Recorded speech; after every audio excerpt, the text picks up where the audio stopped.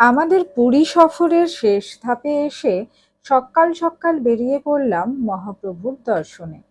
তাকে দর্শন করে পৌঁছলাম নান্দিঘোষ তালধ্বজ আর দর্পদলন তৈরি হচ্ছে যেখানে, মানে জগন্নাথ বলরাম আর সুভদ্রার রথ তৈরি হচ্ছে যেখানে।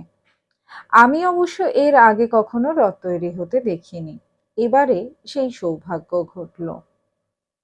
কাঠের ক্যানভাসে একের পর এক ফুটে উঠেছে সুন্দর সুন্দর চিত্র। সে চোখে না দেখলে মুখে বর্ণনা করা যায় না।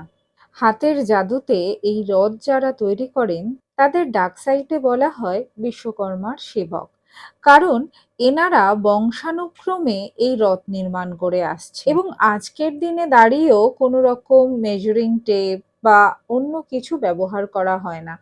একদম সেই প্রাচীন যুগ থেকে বংশ পরম্পরায় যেভাবে ওনারা কাঠি দিয়ে মাপযোগ করে আসেন সেইভাবেই আজও মাপযোগ করে তৈরি হয় এই তিনজনের রথ।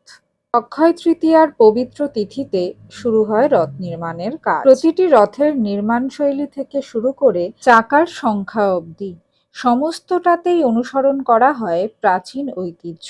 যেমন জগন্নাথের রথে চাকার সংখ্যা ১৬, বলরামের ১৪ এবং দেবী সুভদ্রার ১২। তবে রথের দিন রথের চাকা কিন্তু গড়াবে একমাত্র যখন পুরীর রাজা এসে সোনার ঝাঁটা দিয়ে রাস্তা ঝাড় দেবেন, তারপরই গড়াবে জগন্নাথের রথের চাকা।